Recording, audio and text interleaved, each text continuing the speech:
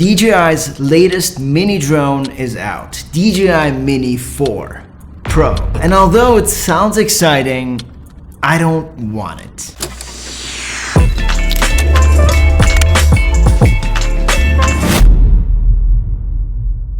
Okay, so it is that time of the year. I always get a little excited when a mini series drone comes out.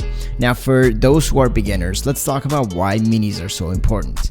In many countries in the world, for example, in Canada, you don't need to have a license to fly a drone under 250 grams. And that is why DJI makes a mini series and makes these drones 249 grams, allowing those drone pilots without licenses to fly comfortably. And every year, when a new mini comes out, I'm like, I need it. But not this year, and I'll tell you why. So when the Mini 3 came out, I got it right away because I thought the features on the Mini 3 Pro could really benefit me. You know, with the Mini 3 Pro, things like having a bigger sensor compared to Mini 2, it was a very good investment in my opinion, because the Mini 2 sensor wasn't all that great. So the new sensor on the Mini 3 looked a lot better. And with that sensor, we had D-Cinelight, which is kind of sort of like log, but not really, but kind of. You are still able to color grade as much as the sensor size allows you. And then we got obstacle avoidance. So it did protect you forward, back, and downwards. You know, things like increased flight time and tracking, as well as the vertical shooting. I was like, I need this drone because I could also make a lot of social media content vertically with this drone. Now it's time for Mini 4. And let me tell you why I'm not ridiculously excited about it. And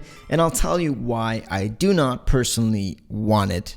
At least right now. Some of like the most, I don't know, the biggest thing that stands out to me is 10-bit and increased sensor size. Even with that increased sensor size, there's so much data you can get out of that sensor that if you color grade thinking that it's like a regular 10-bit, your footage will probably look very muddy. So knowing that it's a 10-bit that you can only push certain limits, I'm not too interested in upgrading right now. Personally, my Mini 3 Pro, with the decent sensor that it has with a D-Cinelight profile, that's all I need to color grade my drone footage. And here's the thing, my main camera is actually an APS-C sensor. I don't even shoot full frame, but with the right APS-C sensor, you can get a lot from that sensor. And with the drone sensor size being so small, that little bit of an upgrade is not worth for me getting rid of my Mini 3 Pro and upgrading. And when I look at the features of the Mini 4 Pro, I don't really see anything that epically stands out. The first thing I look at when I buy a drone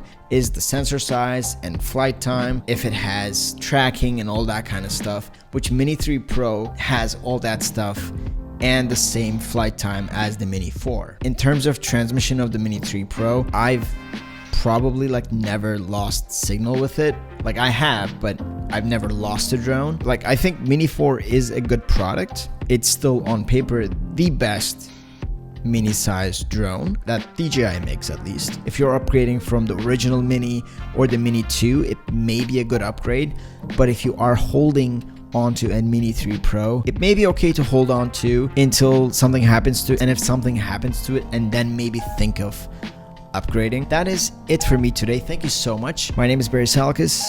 Thank you so much for watching, and I'll see you in the next one. Take care.